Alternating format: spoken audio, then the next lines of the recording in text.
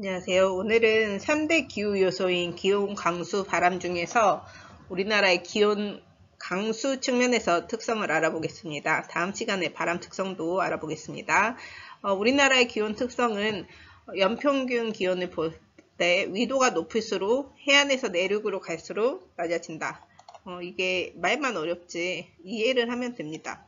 우리가 위도가 높아질수록 북쪽으로 갈수록 그 다음에 해안에서 내륙으로 갈수록 우리 저번 시간에 모래사장이랑 그 다음 바닷물이 있으면은 어떤 게 더 빨리 식는다고 했죠. 모래사장이 더 빨리 식는다고 했죠. 그래서 바다보다 내륙이 더 빨리 대륙이 더 빨리 식습니다. 그래서 해안에서 내륙으로 갈수록 겨울이 되면 더 춥다 이 말이에요. 그 다음에 똑같은 위도라고 해봐요. 똑같은 위도라고 했을 때 어디가 더 연평균 기온이 높냐? 방금 바다랑 육지 중에서 육지일수록 더 춥다고 했죠. 반대로 바다일 때는 더 따뜻한 편이다. 겨울에 연평균 기온을 따져도 그렇고요. 그랬을 때는 결국에 바다의 성격, 즉 물의 성격을 더 가질수록 연평균 기온이 높다라고 생각을 하면 돼요. 그러면 동해안과 서해안 중에 어디가 더 수심이 깊죠? 네, 동해안이 훨씬 깊어요. 그래서 수심이 깊은 동해안이 훨씬 더 바다의 특성을 가지고 있다 이렇게 생각을 하면 똑같은 위도면 동해안이 서해안보다 높겠다라고 이해가 되겠죠. 그래서 1월과 8월 평균 기온을 보면 1월 겨울 때 떠올려 보세요. 똑같은 위도면 해안 지역이 더 따뜻하다. 그리고 동해도에서는 역시 물의 성격을 더 많이 가진 동해안이 더 높다. 그럼 8월에 여름에는 어떨까요? 1월 평균 기온에 비해서 1월은 가장 추운 곳이랑 그 다음에 가장 그래도 따뜻한 곳이랑 차이가 좀 커. 제주도는 겨울에도 좀 따뜻하고 부산에도 거의 눈이 안 내리는데 북쪽으로 갈수록 엄청 춥다. 북한 쪽은 엄청 춥다. 이런 거 들어봤을 거야. 그리고 북한까지 안 가더라도 서울만 가더라도 더 추워요. 겨울에. 느껴봤을 거예요. 근데 8월 같은 경우에는 어디나 다 더운 것 같아. 그래서 1월 평균 기온에 비해 지역마다의 차이가 좀 작은 편입니다. 그리고 위도가 이것도 똑같겠지. 위도가 높아질수록 기온은 낮아지니까 8월이라고 뭐 다르진 않겠죠. 위가 낮아지면 동해도에서는 해발 고도가 높은 산지가 주변보다 낮죠. 그래서 더울 때 강원도 가면은 해발보다 높은 강원도 쪽 가면은 좀 더 시원한 거를 느낄 수가 있어요. 이 연교차는 아예 공식으로 외우라고 했죠. 내륙으로 갈수록 그 다음에 하나 더 위도가 높을수록 고위도로 갈수록 크다. 이걸 아예 그냥 공식처럼 외우세요. 고위도로 갈수록 크고 내륙으로 갈수록 크다는 거는 내륙의 성격을 더 띠고 있는 게 더 연기차가 크다는 거잖아. 그러면 아까 말했죠. 서해안보다 동해안이 더 바다의 성격을 띠니까 둘 중에서는 서해안이 더 크겠죠. 그럼 국지적.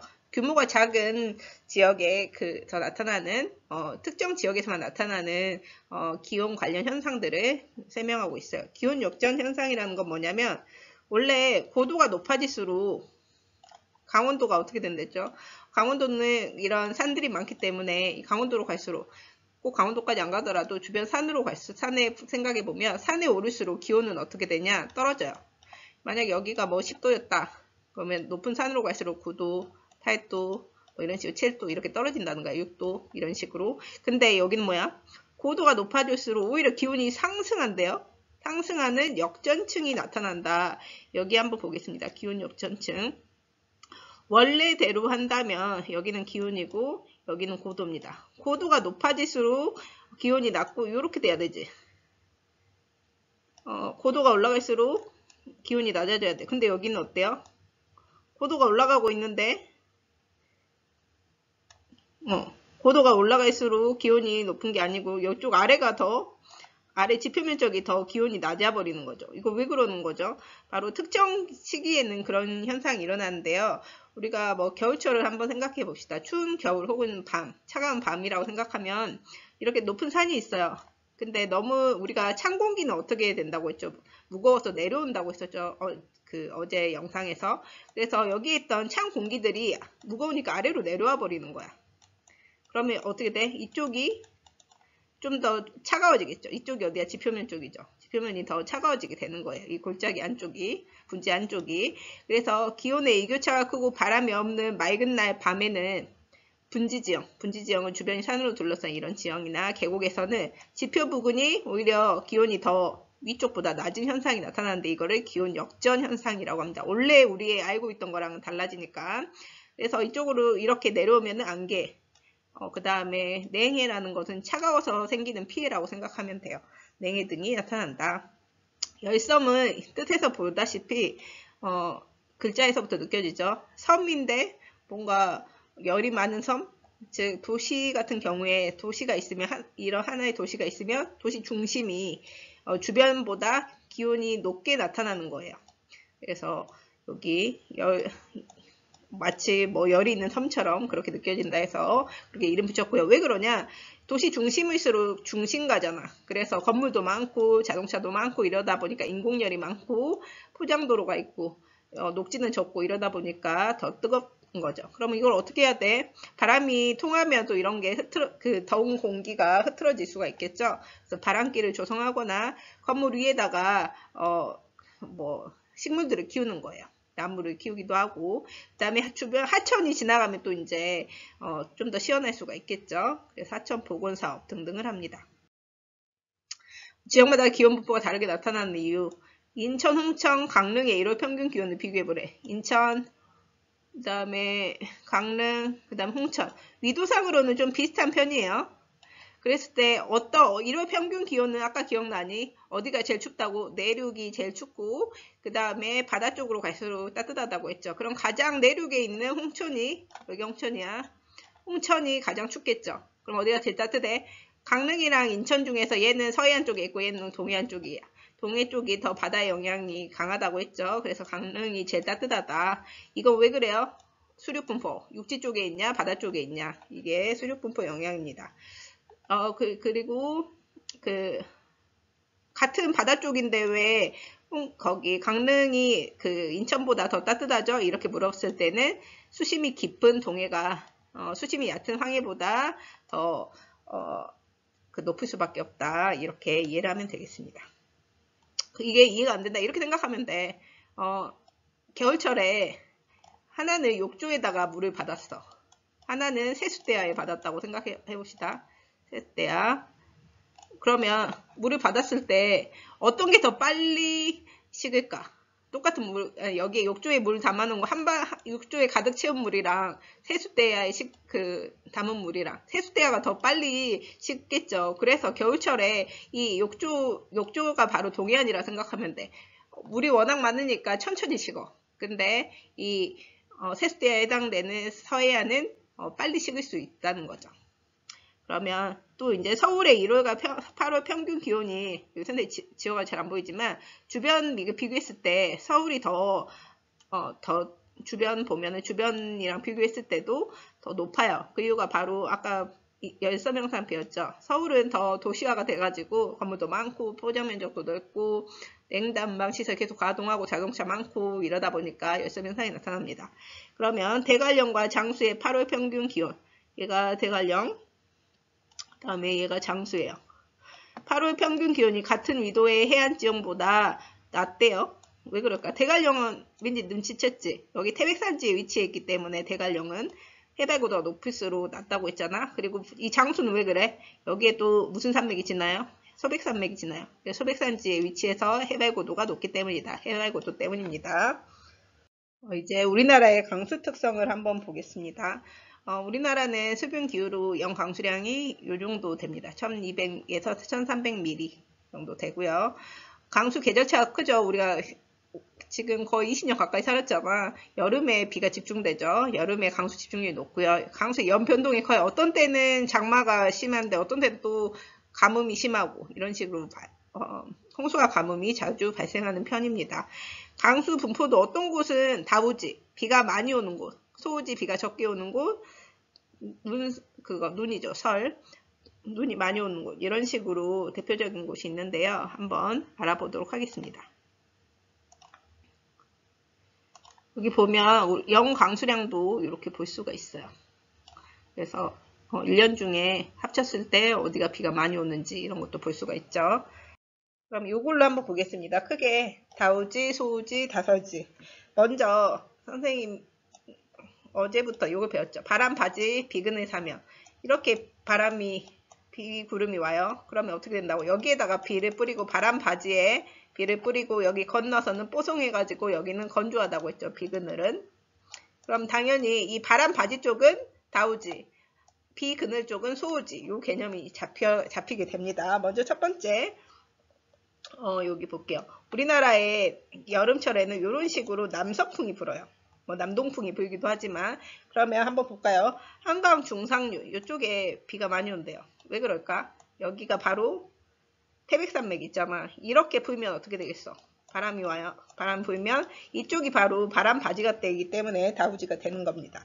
마찬가지고 여기 청천강 중상류 같은 경우에도 여기 산맥이 있죠.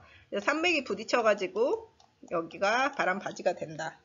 청천강 중상류 그렇고 제주도 그 다음에 뭐 남해안 일대도 그렇습니다. 여기 한라산에 부딪히면 또 그렇게 되는 거죠. 남해안 같은 경우에도 여기에 이제 소백산맥이 있고 하다 보니까 부딪혀가 이렇게 뭐 남동풍이 불든 남서풍이 불든 결국에는 부딪히잖아. 거의 뭐 남동풍 불 때가 좀 더 그렇긴 하겠지만 그래서 비가 많이 오기도 하고 여기 또 바다 주변에는 또 습하니까 비가 또 더 많이 오는 것도 있습니다. 그럼 소우지 한번 볼게요. 소우지는 노란색입니다. 먼저 첫 번째로 대동강 하류 이쪽 볼게요. 선생님이 비가 오려면 우선 어떤 일이 일어나야 돼? 이렇게 바람 바지, 바람 사면이 생기려면 이런 지형이 있어야 돼. 높은 지형이. 그러면서 가다가 산맥을 만나서 이렇게 상승하면서 뿌리는 거죠. 근데 여기는 어때요? 주변에 대동강 하류는 주변에 산맥이 없어. 그래서 비를 뿌리려고 해도 이 산맥이 있어야 여기다 뿌리잖아. 산맥이 없기 때문에 대동강 하류 지역은 뿌릴 수가 없으니까 그냥 바람이 지나가 통과되는 거야. 그래서 비가 이쪽은 거의 안 와요. 그래서 소우지라고 합니다. 즉, 뭐 이렇게 상승해서 뿌릴 그런 여력이 안 되는 거죠. 그 다음에 여기 개마고는 왜 그러냐? 여기 주변에 산맥으로 가로막혀 있죠. 그래서 어디에서 이렇게 바람이 불더라도 비그늘이 되죠. 그래서 그렇고요. 그 다음에 그 외에도 관북해안, 얘는 그럼 왜 저러는 거야? 바로 여기에 북한 이쪽 라인에는 어떤 바다가 지나가냐? 한류, 차가운 바닷물이 지나가요. 그럼 차가운 바닷물이 지나가면 어떻게 돼? 우리가 차가우면 공기는 상승한다고 해서 하강한댔어. 하강한다고 했죠. 근데 기억해보세요. 왜 여름에 비가 많이 온다고? 소나기가 온다고? 상승을 해야 구름을 형성하고 거기서 비가 내린다고 했어요. 근데 이렇게 추운 곳은 이렇게 상승을 못하니까 비를 뿌리기가 어려워. 그래서 이런 관북 해안 쪽은 상승 기류가 발생하기가 어렵다는 거예요. 한류가 옆에 있어서. 그 외에 또 뭐 여기 8번 영남 내륙도 주변에 산맥으로 막혀 있죠. 그래서 이렇게 다 막혀버리는 거예요. 비그늘이라는 거예요. 그럼 이제 다설지 한번 보겠습니다. 다설지는 눈이 많이 오는 곳인데 대표적으로 여기 울릉도가 있어요.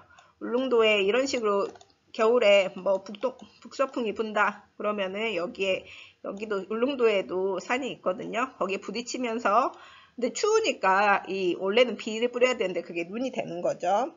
그다음 영동 지방 같은 경우에는 이번에는 이런 식으로 온다.